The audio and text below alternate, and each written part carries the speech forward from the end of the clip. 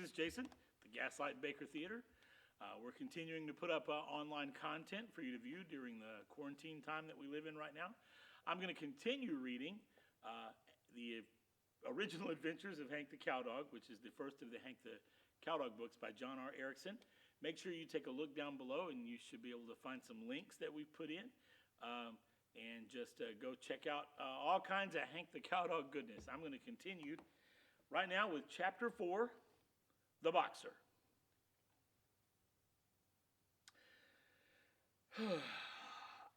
I slept late the next morning. To be real honest about it, I didn't wake up till sometime in the early afternoon. Guess all that monster fighting kind of wore me down. What woke me up was the sound of the flatbed pickup rattling up to the gas tank right in front of my bedroom. Loper got out and started filling the pickup. He looked at me, gave his head a shake, and said something under his breath. I tried to read his lips, but I couldn't make out what he said. Probably wasn't the Pledge of Allegiance. Slim went around to the front of the pickup, opened up the hood. I was just getting up, right in the middle of a nice stretch, when I heard him say, "Hank, come here, boy." Geez, at last, a friendly voice. How long had it been since someone had spoken to me in a kind voice? In my job, nobody ever says a word when you do something right, only when you make a mistake, and then you hear plenty about it. I trotted around to the front of the pickup, limped actually, because I was pretty stove up from my battle, wagged my tail and said howdy. Slim bent down and rubbed me behind the ears. "Good dog," he said. "Good dog?" I just melted on those words, rolled over on my back, kicked all four legs in the air. It's amazing what a few kind words and a smile can do for a dog. Even as hard-boiled as I am, which is something you have to be in my line of work, I respond to kindness. Slim rubbed me in that special place at the bottom of my ribs, the one that somehow is hooked up to my back leg. I've never understood the mechanics of it, but a guy scratches me there, it makes my back legs start kicking. Slim scratched and I kicked. Felt good and made old Slim laugh. Then he told me to sit. I sat and tried to shake hands. Shaking hands is one of the many tricks I've learned over the years, and I can usually count on it to delight an audience of people. But Slim didn't notice. He reached under the hood, pulled out the dipstick, and wiped it off on my ear. "Good dog." And that was it. I waited around for some more scratching or handshaking, but he seemed to forget I was there. He slammed the hood and stepped on my paw. "Oops, sorry, Hank. Get out the way." The sweet moments in this life are fleeting. You have to enjoy them to the fullest when they come, before some noodle steps on you and tells you to get out of the way. Slim and Loper got into the pickup, and Loper said, "Don't you dogs try to follow us." He gunned the motor and pulled away from the gas tank. Drover suddenly appeared out of nowhere and hopped up into the back of the pickup. "Come on, Hank, we're supposed to go." Now, in the back of my mind, I knew that wasn't right, but I didn't have time to think about it. I chased the pickup until it slowed down for the big hill in front of the house and jumped in the back. "Where are we going?" I asked. And Drover gave me that famous empty-headed look of his, the one where you can gaze into his eyes and see all the way to the end of his tail, and there's nothing in between. Beats me, but I bet we're going somewhere. Loper drove up to the mailbox and turned left. If he had turned right, it would have meant that we were going to the pasture. A left turn meant only one thing. We were going to town. And that meant Loper was going to be mad as thunder when he found out we jumped in the back and hitched a ride. What the heck? You can't be too safe and cautious all the time. If you're too timid in this life, you'll miss out on all the fun and adventure. You'll just stay home and snap at flies. And when you get old and get to be an old dog, you'll look back on your life and think, all these years I've been on this earth, and I never done anything but snap at flies. And you'll regret that when the opportunity came up, you didn't sneak a ride into town. Well, Drover curled up behind the cab and watched the scenery go by. I sat on my haunches, closed my eyes, and just let the wind flap my ears around. Felt good, restful. There for a little while, I forgot all about my cares and responsibilities.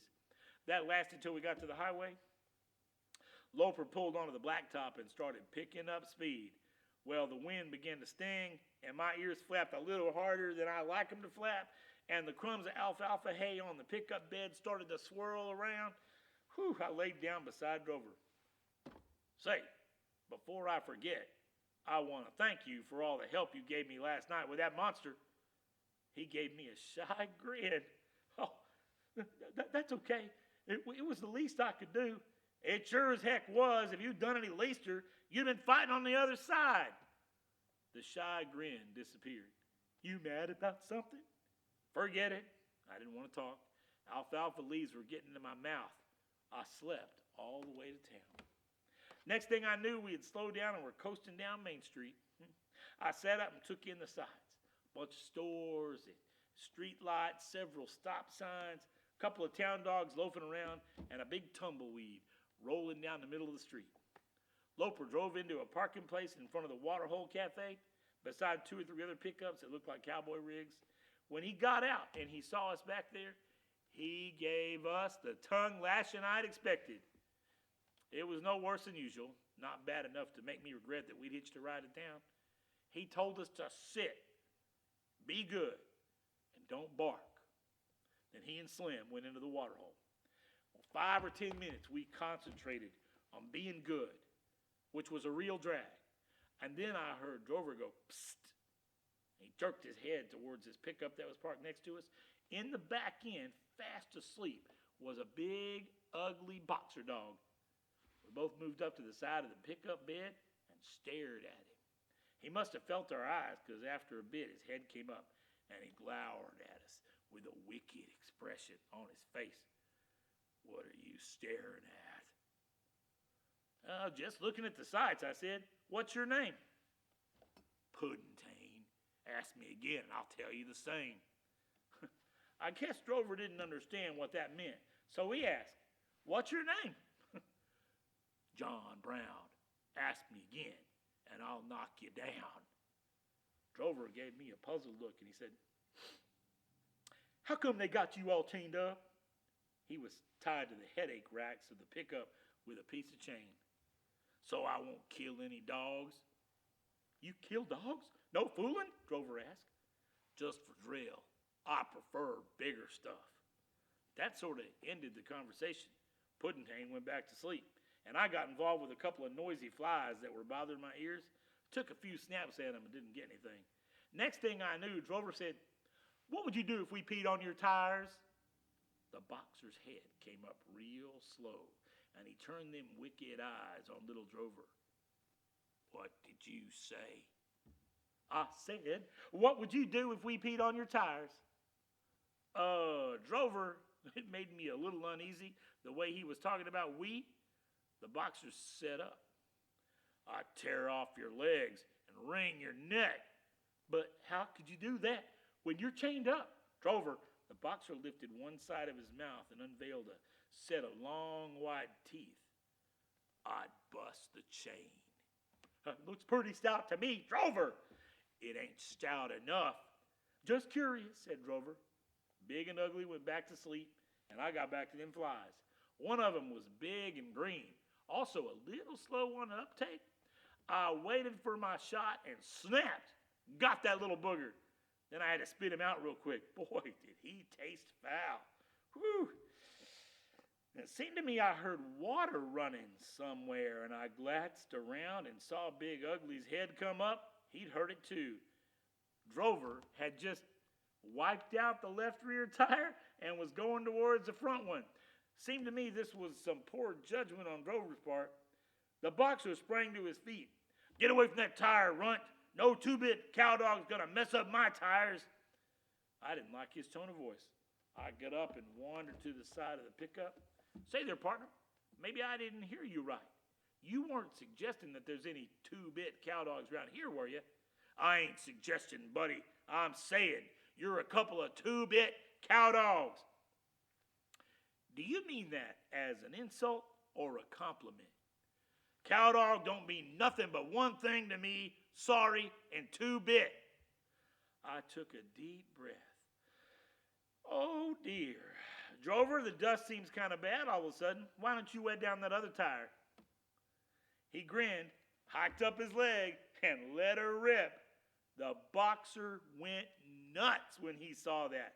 All at once, his fangs were flashing in the sunlight. He lunged against the chain, started barking. Big, deep roar of a bark, so loud you could feel it bouncing off your face. I waited for him to shut up. You want to take back what you said about cow dogs? He lunged against the chain and slashed the air about 6 inches from the end of my nose. Guess not. I hopped down, skipped around to the right side of the boxer's pickup, and wiped out the front and back tires. Drover and I met at the front, swapped sides, and gave each tire a second coat. Big and Ugly went berserk. He fought against the chain and roared, "Let me at him! I'll kill him! Just let me at him!" Drover and I finished the job and hopped back up into the pickup bed. When the cafe door burst open, we were fast asleep. Slim, Loper, and the boxer's master stormed out. "What's going on out here, you dogs?" "It's my dog, Loper. He's making all the racket." "Bruno, shut up. You're disturbing the whole town." I sat up and opened my eyes. Bruno was getting a good scolding from his master. He whined and wagged his stump tail and tried to explain what had happened. But his master didn't understand. This seems to be a common trait in masters. "Now you lie down and be quiet. I don't want to hear another peep out of you. You know better than that." Well, the men went back inside. I waited a minute, then gave Drover the coast is clear sign. We got up and went over to the edge of the pickup. Bruno was lying flat with his eyes open, a couple of fangs showing beneath his lips. He was trembling with rage. "Now, Drover, you ever seen an uglier dog than that one?" He giggled. "Nope, never did." "Me neither. Can you imagine what his mother must have looked like?" A growl came from deep in Bruno's throat. "I don't like his pointed ears," said Drover. "You know why they're pointed, don't you? When boxers are born, they have such big floppy ears that a surgeon has to come in and cut off 2 yards of hide. Then they whack off the tail. Then they put the pup's face into a shot vise and smash it till it looks just like Bruno's." "No kidding?" "Yup, and as you might expect, it affects the brain too. Mashes it down to the size of a dog biscuit." The growl in Bruno's throat was growing louder. "That's why boxers are so dumb. Brains being smaller. It's the mark of the breed. They tell me that you can't get papers on a boxer unless he's too dumb to walk across the street. They give him a test, see, and all the ones that flunk become registered boxers." By this time, the growl had become a steady roar, and that's why you never see boxers work cattle. Just too frazzling dumb to hold down a steady job. Bruno's eyes were cloudy, as if they were filled with smoke from a fire burning inside. His teeth were snapping together. Maybe he was crushing imaginary bones. Why would anybody want a dog that was so big and dumb and ugly?" Drover asked. "I've wondered about that myself," I said, "and the only answer I can come up with is that maybe if a guy had a piece of log chain that he didn't know what to do with, he'd buy a boxer to hang it on." That did it. Bruno erupted again and lunged at us, his mouth wide open and full of jagged teeth. I got a real good look at his tonsils, which appeared to be a little inflamed. I jerked my head at Drover, and we was both sending up a line of Z's when the cowboys came out again. "Bruno, what in the world? Bad dog, bad dog. Why can't you just lie still and shut up like these other dogs?" Bruno whimpered. "Well, I guess I'd better go. Bruno's on a snort. See y'all later." When the pickup drove off, me and Drover sat up and grinned and waved goodbye to our new friend. Bruno was so mad his eyes were crossed and foam dripped off his chops. That's what makes being a cow dog worthwhile. Teamwork.